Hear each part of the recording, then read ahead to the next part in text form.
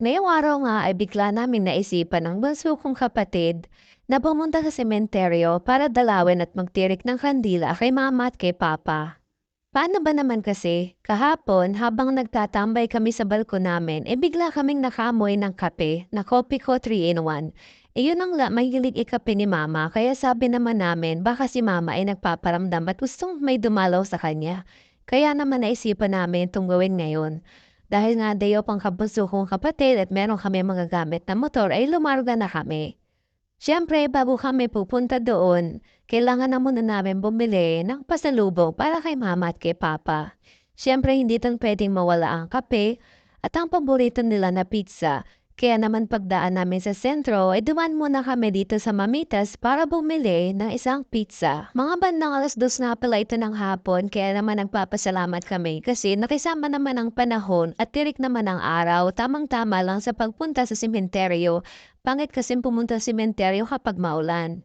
Nung naluto na nga yung pizza, ay lumanaga na rin kami kasi bibili pa kami ng kandila. Sabi ko nga sa kapatid ko ay doon na lang kami bibili sa mabungad ng sementeryo ng kandila kaysa naman pumasok pa sa grocery at pipila pa ng mahaba. Nakabili naman ako agad ng kandila ng pagdating namin sa bungad ng sementeryo at dumiretso na nga kaming una sa puntod ni Papa at doon muna kami magtitirik ng aming kandila na daladala. Siguro nagkataka kayo kung bakit magkahiwalay ang puntod ni Mama kay Papa.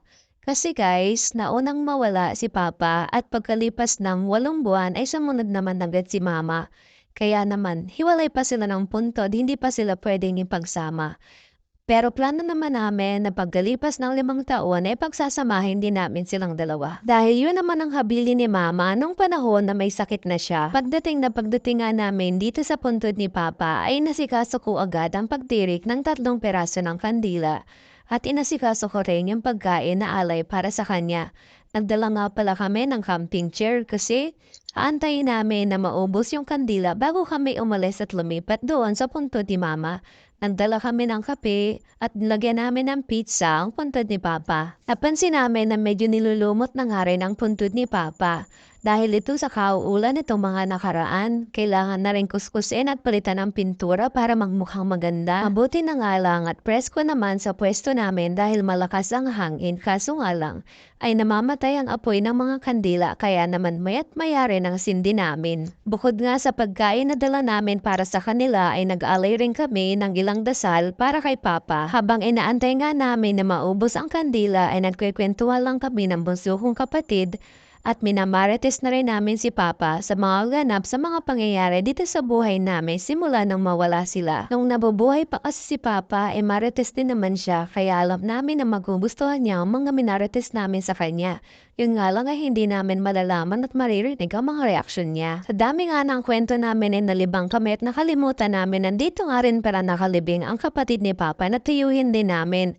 Hindi kami nakapagtirik ng kandila sa kanya kaya humingi na lang kami ng pasensya. Nung naubos na nga ang tirik namin ng kandila kay Papa, lumipat naman kami sa pwesto ni Mama na hindi rin kalayuan sa pwesto ni Papa. Medyo madamo na nga sa daanan papunta sa puntod ni Mama, hindi katulad sa puntod ni Papa na sementado ang lupa. Pagdating nga namin ay merong mga trabahante dito sa bandang kaliwa ng puntod ni Mama at tinatanong agad ako kung magpapapintura daw kami pero dahil sabi ko wala pa kaming budget kaya sa susunod na lang. Paano ba naman kasi wala pang pintura itong puntod ni Mama? Pagdating ko nga ay una kong nilagay ang 3 peraso ng kandila. Sinindihan ko kaagad ito. Nilinis ko rin yung kanyang patungan kasi nga marami na siyang dumi at mga tuyong dahon. Kung ano ang inilagay namin para kay Papa, ayun din ang ilalagay namin para kay Mama. Kaya naman tinimpla ko agad yung isa pang natitiran na Nescafe para kay Mama at naglagay din ako ng 1 peraso ng pizza. Napanaginipan ko kasi noon si Mama na nagpapabili siya sa akin ng pizza.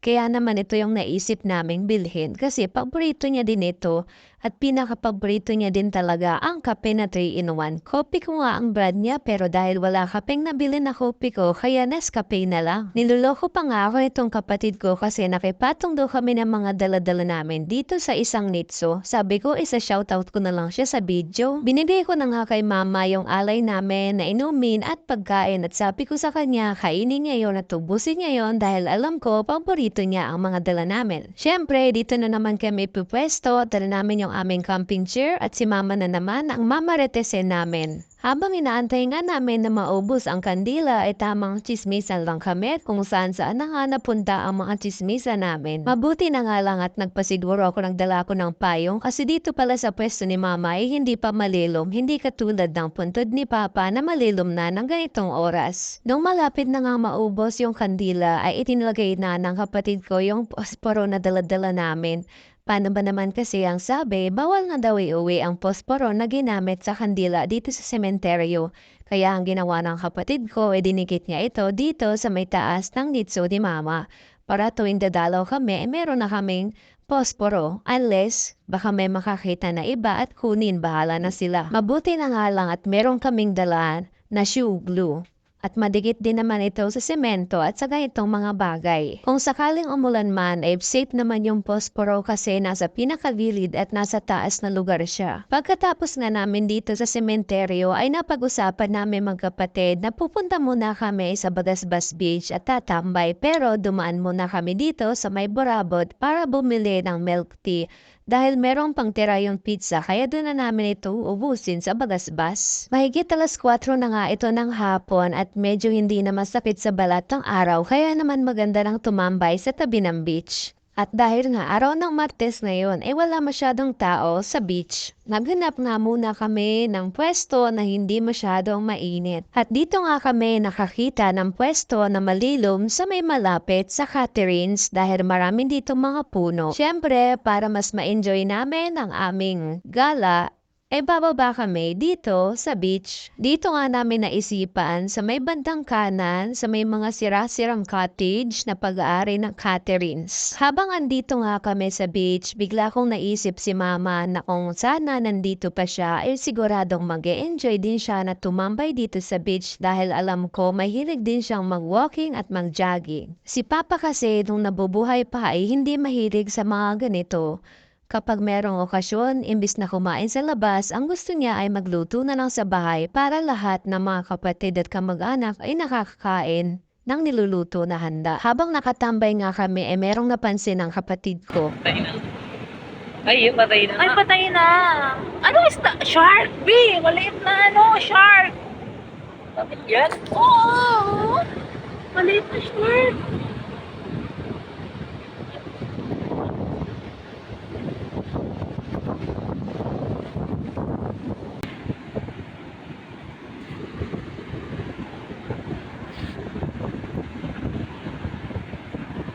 Ano siya? Maliit na shark? Eh, Ano? Putete? dahil Timang ganyan ng putete. Timang ganyan ng putete. Ano to? Ano yun? Ewan ko. Linis. So hanggang dito na lang guys ang aming video for today. Please like, share, and subscribe sa aming YouTube channel and visit nyo na rin ang aking Facebook page, Panlasang Bicol, and please i-follow nyo rin kami sa aming Facebook page. See you again next time sa aming videos. Bye!